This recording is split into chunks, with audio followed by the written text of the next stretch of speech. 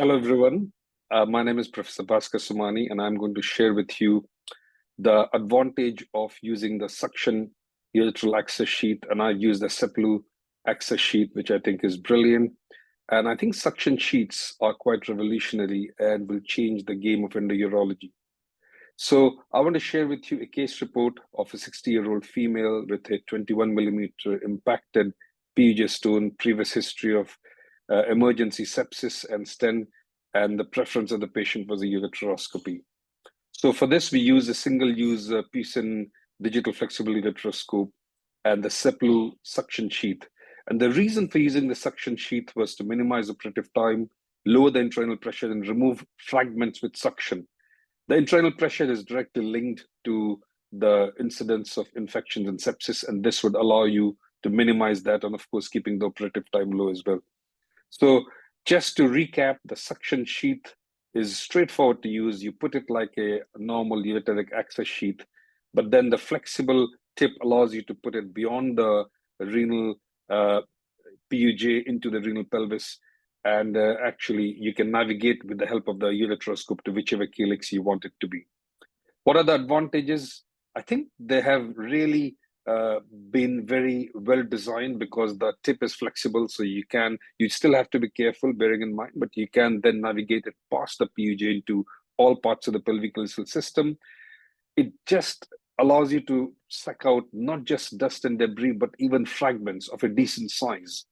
And of course, taking care of internal temperature and pressure. So here you can see the preoperative CT scan of the large renal stone.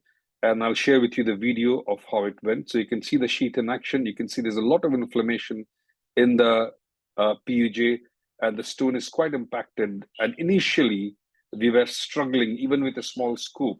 The suction sheath I normally use is the smallest sheath that allows me to do the job.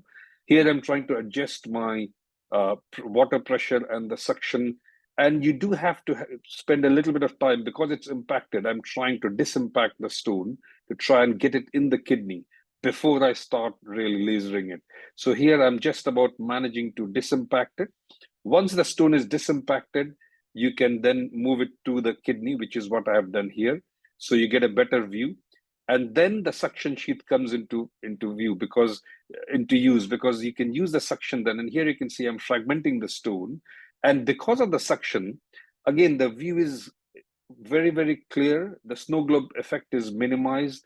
Again, I can keep going for much longer without worrying about temperature and pressure because the suction is through the sheath on the outside. I'm not worried about the system collapsing on me because you can adjust that to make sure that the system is always full. Once you have broken the stone, that's when the real beauty of the suction sheath happens because you don't have to basket all these fragments. You can just use the sheath, the negative pressure that you create with the suction, and you can actually go to the calyx, relevant calyx, and you can see how the stones will then follow you. You can literally get the suction to remove the fragments out. And there is a lot of recent data that you can minimize the in-out of the basket use, and some saying you don't even need a basket. So you can see I've broken the stone, impacted stone, past the PUJ, the sheath is in where you want the stone, where the stones are, and you can literally direct the sheath there and get the fragments to follow you using the suction via the sheath. Again, intraoperatively, the advantage is your pressure and temperature minimization. Once you're fragmented, then the advantage is sucking out all these fragments, not just dust and debris, via the sheath outside. And this is going to be a game changer. Why? Because you can really treat bigger and more complex stones as opposed to PCNL. I'm not saying it replaces PCNL, but certainly it will allow you to push the limits of intrarenal surgery. And maybe some patients who needed a second procedure for completion don't need that anymore. Once I have cleared and the view is a bit better, I keep going on with my pop dusting to make sure the fragments are smaller. And all these fragments, again, you can put the sheath wherever the fragments are, and like I've done, and you can aspirate them back. This is a huge advantage in terms of preventing recurrences for future, because that's what most patients will have for large stones. You have lots of debris and dust, and they grow in time. With this, you can avoid that. So again, the recurrence prevention, and you can see at the end, I'm having a look. it is not an easy case, but you can see all the fragments are aspirated. I have removed, and that's how it looks at the end, stone free. So just to say, post-operatively, endoscopically and fluoroscopically stone free, and that was the aim. The patient went home the same day. So what is the first impression of this new Cephalou bendable sheath? I think you have good intraanal pressure control. The temperature control, of course, we are not measuring it, but we know that with the suction, you're not worried about the temperature. The visualization is better.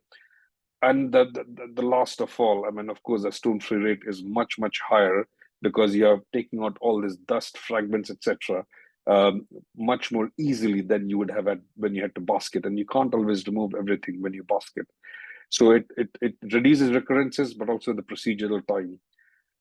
And maybe in some cases, you don't open a basket at all, saving the cost. So I think overall, suction with via the sheath and the Cephalou sheath is excellent, is going to be a game changer in endourology, and hope you can use it. And again, we'll be very happy to share videos, etc., with you and have a catch up. Thank you.